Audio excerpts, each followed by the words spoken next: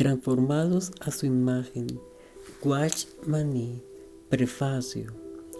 Este libro tiene su origen en una serie de mensajes enseñados por Nito Shin en los primeros meses del año 1940 en Shanghái, China.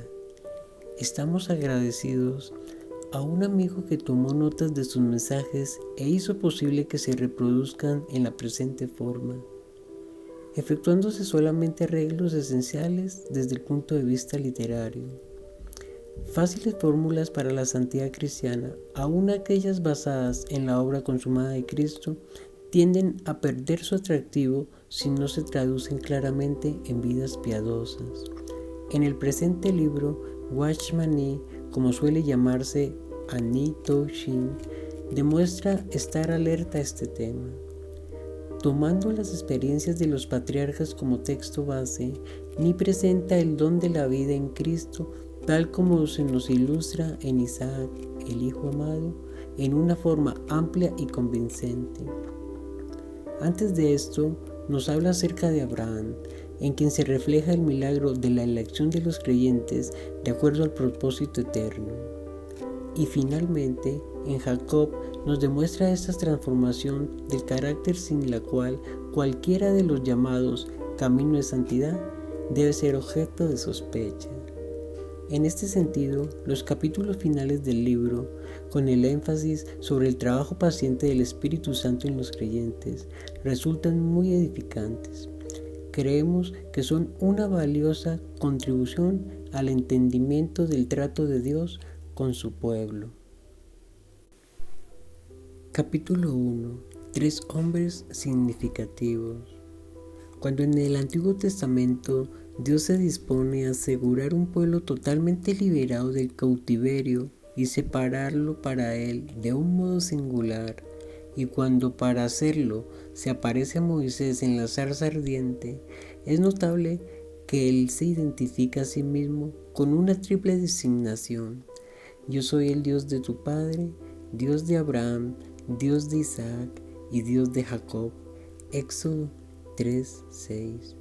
Y cuando, un poco más adelante, Dios envía a Moisés a los israelitas para anunciar su propósito en ellos, la misma triple expresión se repite a través de su pronunciamiento. Así dirás a los hijos de Israel: el Señor, el Dios de vuestros padres, el Dios de Abraham, el Dios de Isaac y el Dios de Jacob, me ha enviado a vosotros. Este es mi nombre para siempre, y con él se hará memoria de mí de generación en generación. Ve y reúne a los ancianos de Israel y diles: el Señor, el Dios de vuestros padres, el Dios de Abraham, de Isaac y de Jacob, se me apareció diciendo: ciertamente os he visitado y he visto lo que se os ha hecho en Egipto. Éxodo 3:15-16. Seguramente cabría aquí la pregunta: ¿por qué esta triple frase? Pues bien, precisamente porque el mismo Señor Jesús utilizó esa idéntica expresión en un pasaje que se aparece en los primeros 3 evangelios. Pero respecto a la resurrección de los muertos, ¿no habéis leído lo que os fue dicho por Dios cuando dijo: yo soy el Dios de Abraham, el Dios de Isaac y el Dios de Jacob? Dios no es Dios de muertos, sino de vivos. Mateo 22, 31, 32. ¿Por qué Dios utiliza esta triple expresión cuando se manifiesta a la humanidad? ¿Cuál es el significado para nosotros, sus hijos, de estos 3 nombres que se repiten? El apóstol Pablo nos asegura que las Escrituras fueron registradas para nuestro aprendizaje. 1 de Corintios 10:11. Y aquí tenemos algo que se nos presenta tanto en el Antiguo como en el Nuevo Testamento.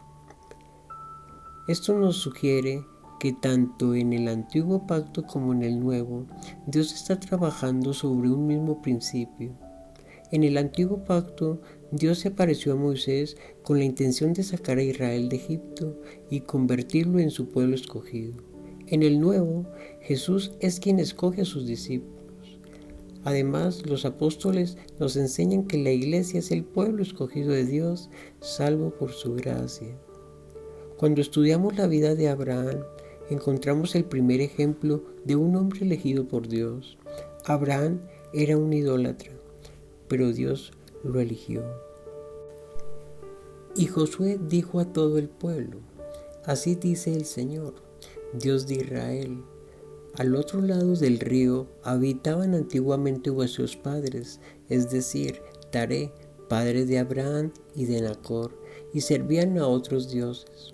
Entonces tomé a vuestro padre Abraham del otro lado del río y lo guié por toda la tierra de Canaán, multipliqué su descendencia y le di a Isaac.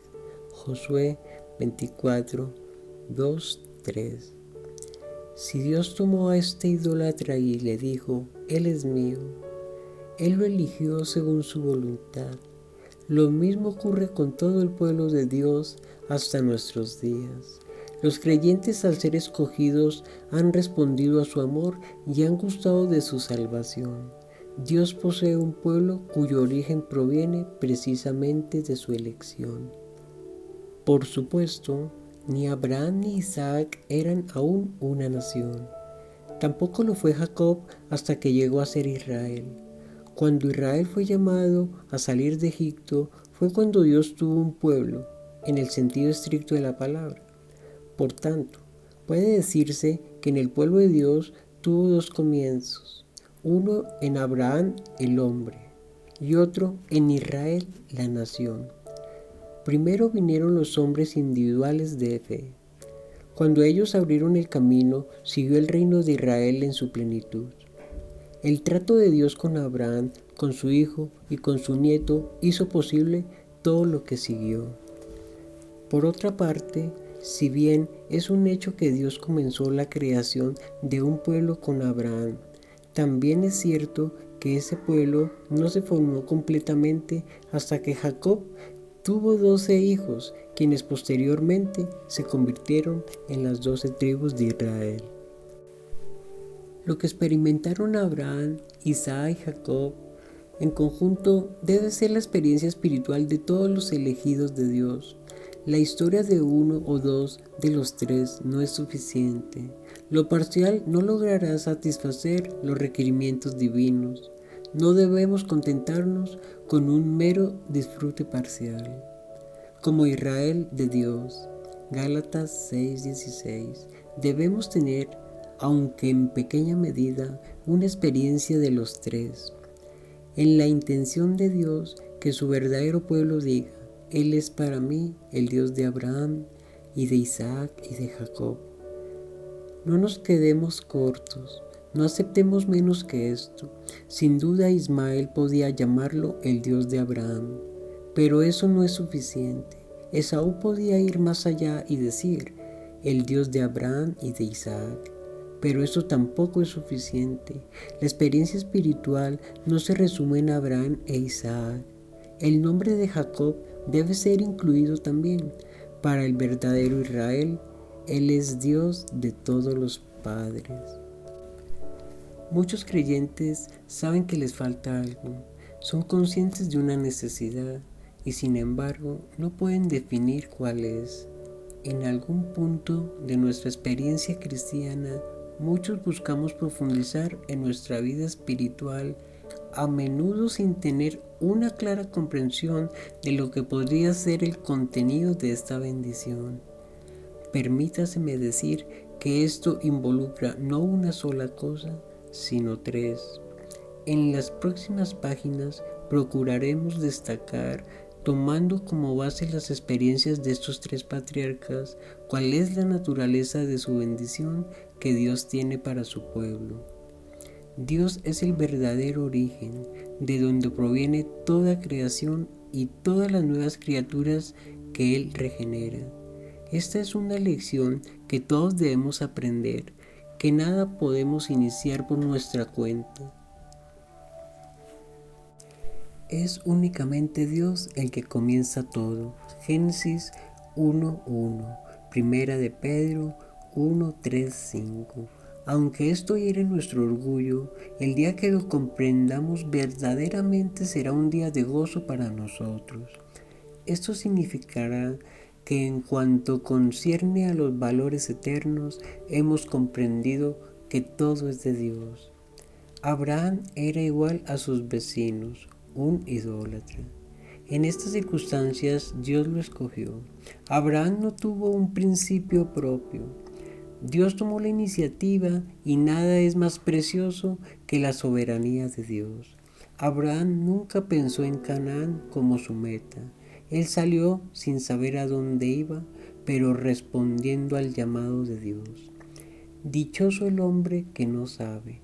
Este hombre incluso levantó su tienda sin saber a dónde iba. Cuando realmente comprendamos que Dios es el origen de todo lo importante de la vida, ya no estaremos tan seguros de nosotros mismos y de lo que vamos a hacer. Gozosamente diremos, si el Señor quiere. Incluso el hijo de Abraham vino de Dios. Él tenía que ser dado de una manera especial. Nada de lo que tuvo su origen en Abraham mismo, incluyendo su otro hijo Ismael, podía servir para el propósito de Dios. Abraham aprendió que Dios era el Padre, la fuente, el origen de todo, que sin Él no hay nada. A menos que Dios obre, nosotros no podemos hacer nada. El Señor obró por su gracia en Abraham al escogerlo y hacer que él fuera conocido como el Padre de los creyentes. Por otro lado, su nieto Jacob se destaca por los grandes sufrimientos que padeció. Entre estos dos destacados hombres se encuentra Isaac, un hombre muy común, sin ningún rasgo especial que lo caracterizara. A medida que leemos el libro de Génesis, no podemos encontrar rasgo alguno por el cual se distinguiere a Isaac. Miremos algunos puntos acerca de esta verdad. Abraham, se nos dice, amontonó grandes riquezas, no así Isaac.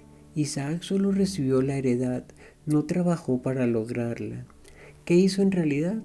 Se nos dice que cavó pozos, pero cuando miramos Génesis 26, encontramos que solo descubrió aquellos que su padre había cavado y que habían sido cubiertos con tierra. ¿Cuál es entonces la lección que nos enseña Isaac? Es esta, que no poseemos nada que no hayamos recibido. Si nada fue originado por mí, entonces nada puedo lograr por mí mismo. Como lo expresa Pablo, ¿qué tienes que no hayas recibido? Primera de Corintios 4:7. La experiencia de Abraham es muy preciosa para nosotros porque nos enseña que Dios es nuestro Padre, la fuente de todo lo que recibimos.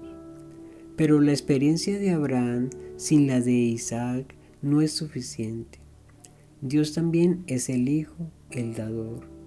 Todos sabemos que el perdón de pecados es un don que debe ser recibido. Así también lo es la victoria sobre el pecado. No tenemos nada en nosotros mismos que no sea fundamentalmente un don de Dios para nosotros. Isaac nació en riqueza. Nosotros, como creyentes, tampoco progresamos o avanzamos hacia la riqueza espiritual, sino que ésta nos es dada por el Señor. Esto es cierto acerca de toda experiencia espiritual que tenemos como cristianos. Por ejemplo, la ley del espíritu de vida que me libró de la ley del pecado y de la muerte es algo que poseo en Cristo Jesús, no en mí mismo. Romanos 8:2. No es mía porque la he alcanzado, es mía porque la he recibido. Es como el milagro de vida que mantiene a los pájaros en el aire desafiando la gravedad. Cristo es entonces el que nos libera del pecado y de la muerte, y es el don de Dios para nosotros. Pero ¿cuántos de nosotros como creyentes realmente somos conscientes de esta verdad? También tenemos a Jacob. Él nos presenta otro principio significativo en el trato de Dios con sus hijos. muchos de nosotros podemos ver que el Señor es la fuente de todo. Aceptamos en teoría, por lo menos, que tenemos que recibirlo todo de Él. ¿Por qué entonces no tomamos el don, sino que persistimos en procurar lograrlo? La respuesta es que nos domina el principio de Jacob, el principio de la fuerza natural. Estamos muy seguros de que lo lograremos por nuestros propios esfuerzos, lo que Dios nos ofrece. Esta es la razón por la cual ninguna enseñanza relacionada con la victoria sobre el pecado y ninguna doctrina de santificación está completa si ésta no habla de forma radical acerca de cuán vanos son los esfuerzos de nuestra naturaleza para vencer por sí sola. Los resultados que proceden son solo pasajeros. Jacob era un hombre muy hábil e inteligente. No había nada que no pudiera hacer. Engañó a su propio hermano. También engañó a su padre y logró quitarle a su tío todas sus posesiones. Pero esta inteligencia, este talento para lograr sus propósitos no tenía lugar en la voluntad y el plan de Dios para él. Todo había ser desechado, y las experiencias de Jacob, por medio de las cuales esto fue llevado a cabo, ilustran muy bien la disciplina del Espíritu Santo. Todo lo que Jacob se disponía a hacer salía mal, incluso desde su nacimiento. Cuando nacieron los mellizos de Isaac y Rebeca, las Escrituras nos dicen que la mano de Jacob estaba trabada al talón de su hermano. Sin embargo, su intento por nacer primero falló. Posteriormente, aunque procuró con astucia asegurarse la primogenitura, fue él quien tuvo que dejar el hogar y huir. Se propuso tomar a Raquel por esposa, pero se encontró casado con Lea. Salió finalmente de Padán Aram con mucha riqueza, la mayor parte adquiría de manera dudosa. Pero tuvo que estar dispuesto a dárselo todo a su hermano Esaú para salvar su propia vida. He aquí la disciplina del Espíritu. La mano de Dios en juicio está sobre todo lo que Jacob hace mientras se apoya en su propia astucia. Las personas de especial inteligencia tienen que aprender, si es necesario por medio de los sufrimientos, que no vivimos por la sabiduría del hombre, sino por la sabiduría del Señor. Jacob aprendió una gran lección. Él estaba a punto de perder todo lo que había acumulado, todo aquello por lo cual se había afanado. Él pensó en cómo enfrentar al hombre y formuló un plan para apaciguar a Saúl y al menos salvar su propia vida. Pero fue entonces que Dios salió a su encuentro. Él se enfrentó con Dios y quedó rengo. El Señor había tocado a Jacob literalmente.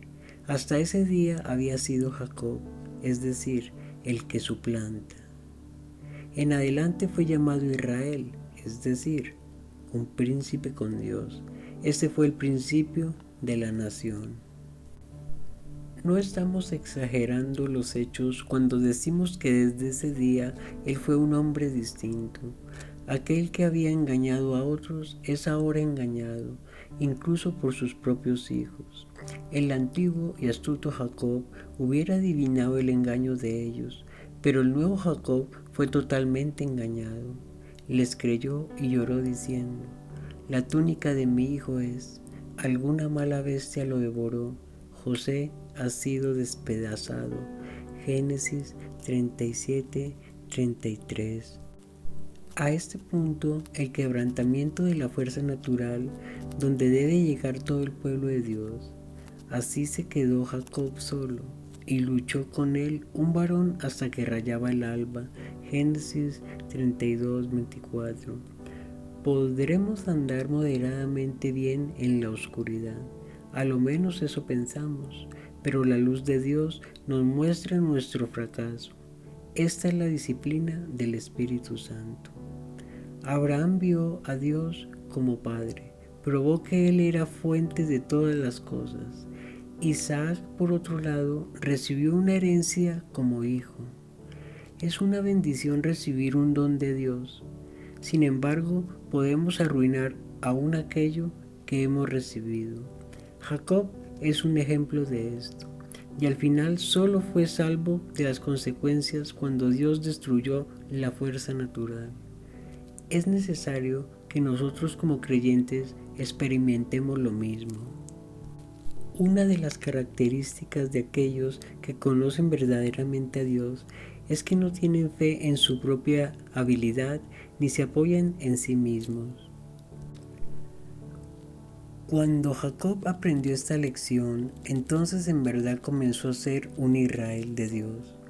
Quisiera decir algo para alentarle.